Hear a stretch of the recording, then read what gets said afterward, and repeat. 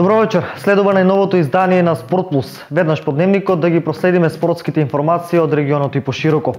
Денешен гостин во Спорт Плюс е Бошко Стаменковски од Македонска Каменица, кој професионално се занимава со бодибилдинг и пауерлифтинг, но претходно да ги проследиме останатите информации.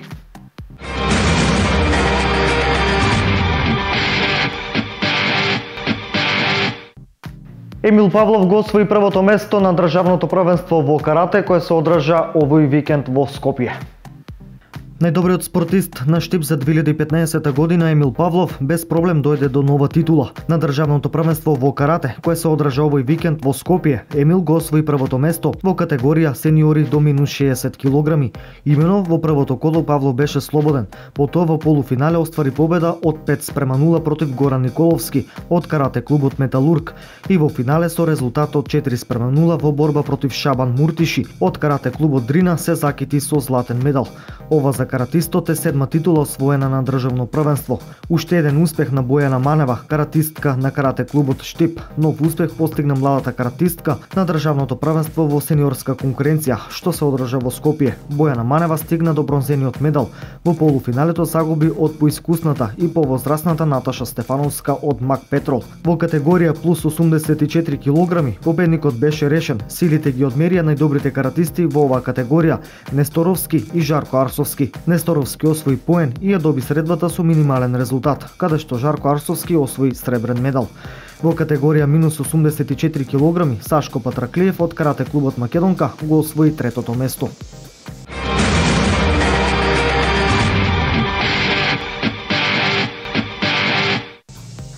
Четири први места за боречкиот клуб Балканец на државното првенство во борење, кое се одржа овој викенд во Радовиш. Четири први места за боречкиот клуб Балканец на државното првенство во борење. Овој викенд во Радовиш се одржа изборното државно сениорско првенство во борење. Боречкиот клуб Балканец од Штип освои 4 први места, а додека пак екипата на Лирија освои најмногу бодови на ова државно сениорско првенство. На државното првенство учествуваа 54 борачи. Најмногу први место освоија борачите на Балканец, додека пак во екипна конкуренција Лирија беше најдобра. Лирија освои 38 бодови, а Тефејус и Бучим по 14 бода.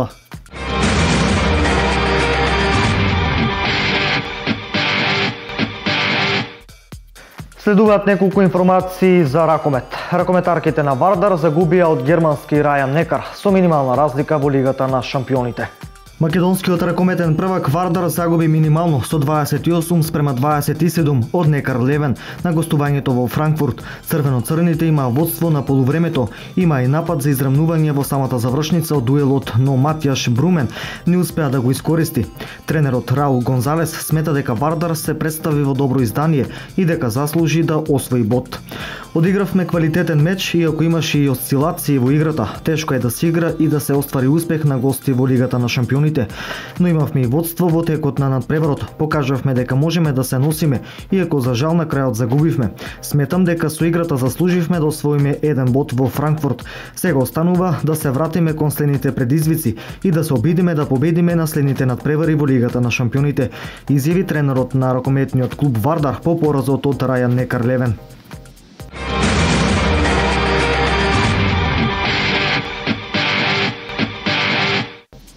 Најдобриот македонски ракометар Кирил Лазаров преку својата официјална веб страна го означи стартот за пријавување за проектот Ракометен камп Кирил Лазаров, кој втора година ќе се одржи во Охрид. Најдобриот македонски спортист Кирил Лазаров минатата година во организација на агенцијата КМГ Спорт го промовираше својот прв ракометен камп Кирил Лазаров 7. Кампот се одржа на брегот на Охридското езеро со учество на 150 момчиња и девојчиња на возраст од 10 до 18 години од Македонија, но и надвор од границите на нашата држава. По првите 7 дена кормилото на ракометниот камп, капитенот на македонската ракометна репрезентација со нетрпение го очекува новото проширено и надградено издание на вториот циклус Кирил Лазаров 7. Како што соопштуваат од агенцијата, оваа 2016 година предвидено е кампот да биде интернационален и на него да партиципираат 250 до 300 момчиња и девојчиња на возраст од 10 до 18 години од регионот, но и пошироко. Во период од 7 дена секој лето најдобриот светски десен бек Кирил Лазаров, сегашни бивши репрезентативци, големи имиња од светот на ракометот и наједуцирани македонски и европски тренери ќе имаат свое место во мозаикот на ракометниот камп. Според програмата која е предвидена, сите членови на кампот ќе имаат максимални услови, опрема и стручна помош за усовршување, едукативни предавања за здрава исхрана, дружење и многу забава. Уписите се веќе во тек, а можете да аплицирате на страната на кампот.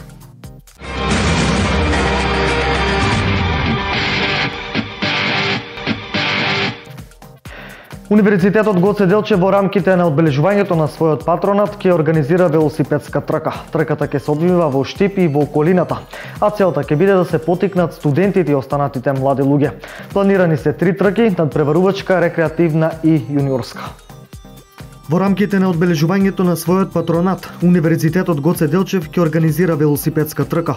Трката ќе се одвива во Штипи во околината, а целта ќе биде да се потикнат студентите и останатите млади луѓе да употребуваат велосипед како свое превозно средство. Тоа дека универзитетот веќе започна со проект на промовирање на велосипедизмот како една алтернативна форма за користење од страна на студентите. Од таа страна некаде во месец март е планирана една масовна велосипедска трка, се работи на еден таков проект и проектот ќе се вика До универзитет со велосипед, каде што ќе бидат повикани повеќето професионални здруженија, ќе бидеме во контакт со Велосипедската федерација на Република Македонија, со универзитети од регионот кои што ќе сакат да дојдат. Планирани се 3 трки, надпреварувачка, рекреативна и јуниорска. Од угада се надеваат дека оваа трка ќе стане традиционална. Учеството во оваа трка ќе биде отворено за сите, а повикот за пријавување ќе биде објавен по 15 февруари.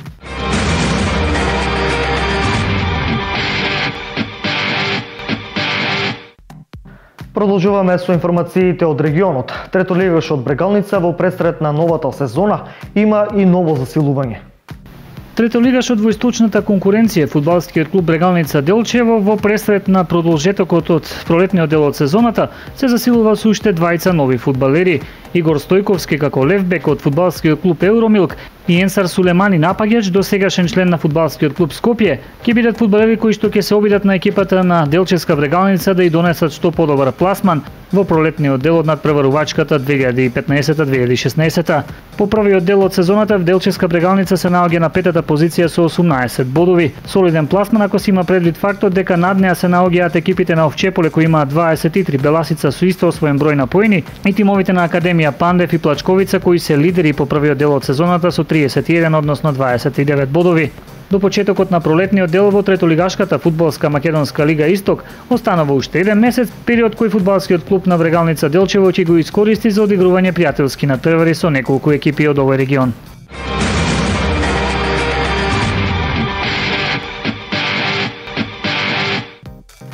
А кошаркарскиот клуб Клубскиот Делчево учествуваше на меѓународен турнир Шкупи 2016.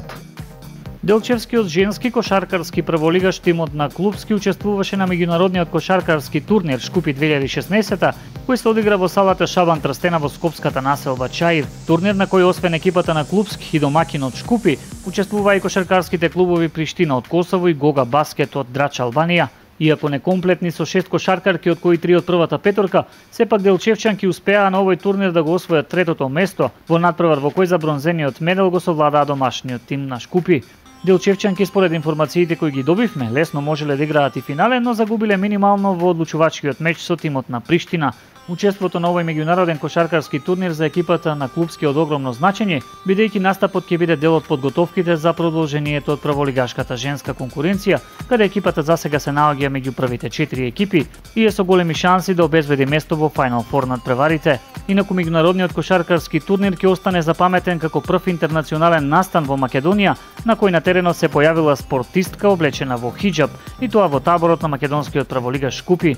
Станува збор за женска облека која целосно го покрива телото, а која муслиманките ја носат како символ на скромност, приватност и моралност. Ваквото излегување на терен е одобрено од страна на Светската кошаркарска федерација ФИБА, а ваквата можност најчесто се користи од кошаркарки од земјите од Блискиот Исток, пред се од Иран, Ирак и Катар. Привремената дозвола за носење хиџаб на кошаркарските надпревари истекува во септември в година, кога ќе биде донесена дефинитивна одлука околу овој начин на појавување на паркетот.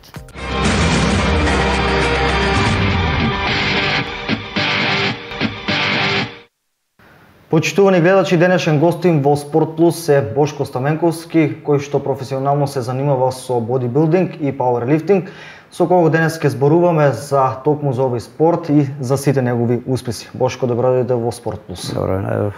Така. Во пауерлифтинг, во дисциплината бенч прес до 75 кг успеа да подигнеш 130 кг и со тоа стана првиот македонец со злато во оваа дисциплина. Стаменковски е еден од ретките кој воопшто освоил злато на некое светско првенство и човек кој за кратко време успеа да постигне најдобри резултати. Пред околу една година го освои златото на Балканското првенство и потоа учествуваше и на светското првенство во Лас Вегас. За нова тема денес ќе разговараме во Спорт Плюс, но најпрво да започнеме со твоите почетоци. Од кога започна да се занимаваш со бодибилдинг? Значи, пред 2 години мојата телесна тежина беше 98 кг на 165 см висина, што е прекумерна тежина. Почнав со трчање како секој, малце фитнес да ослабле малце. Значи, при првите показатели 7-8 кг кога намалив до 10 кг, значи увидов дека можам да се спремам за бодибилдинг и за краток период на 3 мај 2014 година бев спремен да учествувам на Куп на Македонија, каде што го земав првото место над 40 години. Така, еве да ни кажеш со која тренинг програма ги постигна најголемите резултати? Најголемите резултати ги постигна со трчање, значи на отворено трчање, значи тренинг, па трчање на отворено, попладне исто тренинг после трчање. Така. Значи прво започна да се занимаваш со бодибилдинг во делот на фитнес. Имаш учествувано на надпревар Атлета на Македонија. Колку награди имаш освоени? Значи, истата година се пријавив на Атлета на Македонија, беше септември месец. Таму имам освоено второ место на над 40 години. Истата година, значи, учествував на Јагодина Open исто во бодибилдинг, каде што земав второ место над 40 години. Така. После започна со дигање тегови или популарно кај нас речено пауерлифтинг. Во дисциплината бенч прес имаш освоено многу медали. Како започна со ова? Значи, истата година на социјалните мрежи се најдовме 3-4 македонци кои се занимаваа со овој спорт и ме покани да идем на турнир во Бела Паланка, Србија. Уствари, тај турнир беше квалификационен за балканско и за европско првенство, каде што го освоив првото место до 75 кг, исто на 40 години, мастер 1. Така, а веднаш по балканското првенство, што е она што следуваше? Значи, ова беше турнир квалификационен во декември месец. Значи, наредната година во март, значи во Књажеваc на балканско првенство, каде секој мој покушај беше оборување на балкански рекорд. Значи, границата ја померив за 15 кг од претходниот балкански рекорд. Така. Еве, после тоа имате обезбедено настап на Европското првенство во Англија. Нешто повеќе за ова? Значи, во Англија проблем беше визата. Виза добив регуларно, пошто ми испратија писмо за учество како единствен представник од Македонија на ова такмичење. Европското такмичење беше во избор во Англија. Така. Колку надпреварувачи имаше еве од Европа? Околу 1000-1500. Ова беше европското такмичење, сите такмичари беа од Европа. Така. Значи во повеќе категории. Која беше најголемата тежина која што ја подигна таму? 130 кг. Така. Многу медали, многу дипломи, еве да ни издвоиш некои од позначајните. Она што јас можам да го забележам е првото место што го освои на светското првенство во Лас Вегас. Токму таму е и медалот, камерата може да го забележи. Па еве да ни кажеш нешто повеќе за светското првенство во Лас Вегас. Како помина таму? Па Лас Вегас као Лас Вегас е велик град. Значи Америка е поим за цел свет, а Лас Вегас е поим и за Америка. Значи кој не е бил во Лас Вегас, ништо не е видел. Така. Тоа е право едноставно. Значи организирано беше, значи такмичењето се одржуваше во Westgate хотел, значи комплет, значи такмичарите сите 90% беа сместени во тај хотел. Така. Имаше преку 2000 такмичари.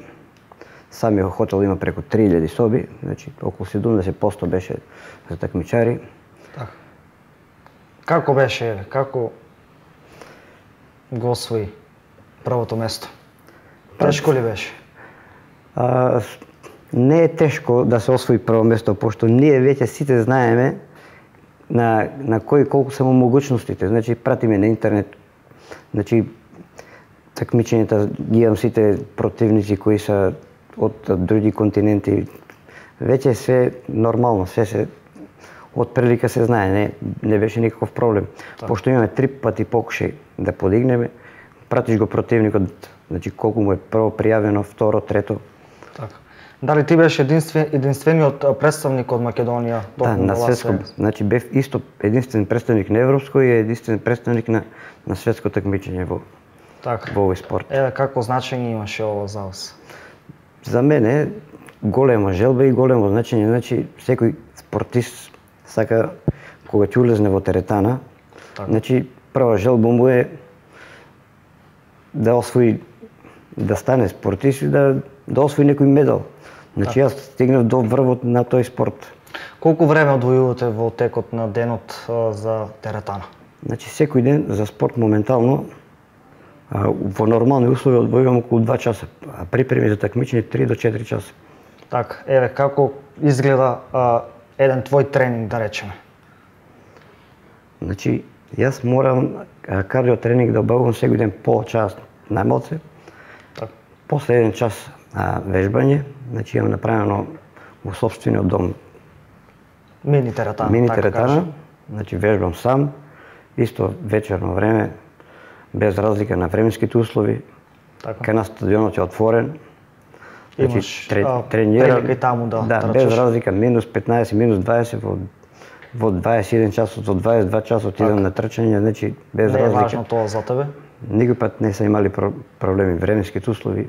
Така, има ли еве млади генерации што доаѓаат кај тебе и што сакат да продолжат да се занимаваат со ова? Многу, значи имам доста заинтересирани што сака, моментално направивме една екипа, пошто јас треба да се припремам за Балканско на 25 март во Сараево. Така. И имаме една екипа, одиме моментално со кола за Делчево, на теретана, таму тренираме моментално, секој ден Така, доста поопремена за разлика, има подобри услови. Со екстра услови. Така. Имате учествуване и на Балкански куп. Кои се наградите таму?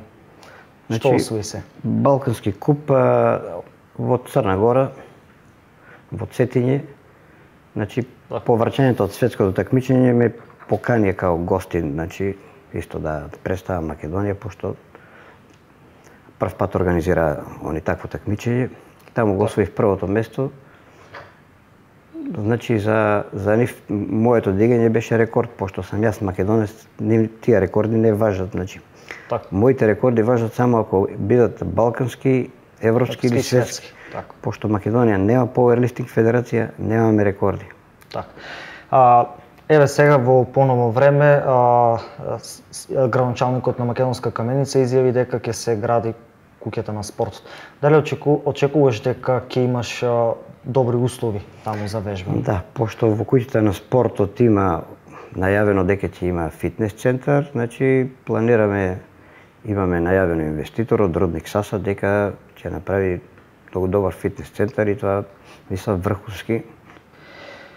Само да ни кажете нешто околу вашите спонзори, колку ви помагат во ова и кои се спонзори ги имате? Значи без спонзори јас не би стигнал никаде, значи главни спонзори се ми фирмата Патриот каде што сум вработен, Рудник Саса и општина Македонска каменица и многу други мали фирми од Македонска каменица, значи кои што ти помогнат Да, за значи секаде без нивна помош не би стигнал до ова што сум денес.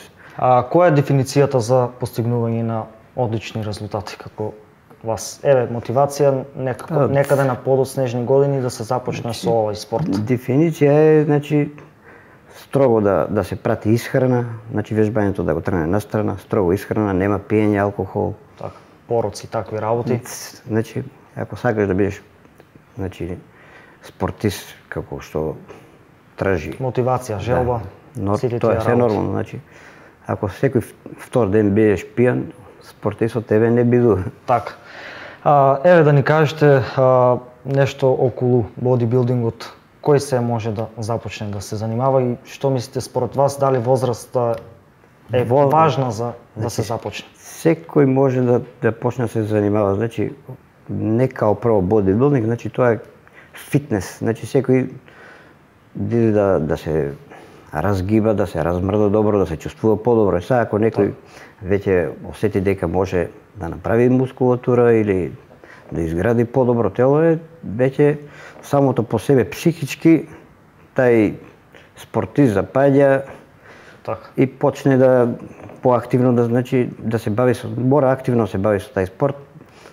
1-2 недели прекин, значи тај спорт е веднаш се пропаѓа во вода, така кажам. Спомнавме претходно исхрана. Колку внимавате на исхраната? Значи 100% внимавам на исхраната. Што се внесува за овој спорт? Каква исхрана? Според вас, протеини, минерали, такви работи? Нормално, значи протеини, чисти протеини, белковини, значи месо највеќе јадам месо, лебот го имам исфрлено од употреба, салати и месо, значи за бодибилдинг мора да јадеш чисто месо, пилешко или риба, додека за пауерлифтинг може да јадеш и по-мрсни меса како може. Така, еве, сум имам прилика да слушнам и да прочитам дека во бодибилдингот се користат и суплименти. Дали користите вие вакви работи? Моментално, значи суплименти, подсуплименти се разбира, значи бустери, овие бустери што се енергетски, нормално, секој спортист го користи и ги има јавно во употреба. Така. Значи пола сат пред тренинг за да ти по активен тренинг. Така. Еве да ни кажете нешто и околу односно техниката. Каква техника се користите за да постигнете добри резултати?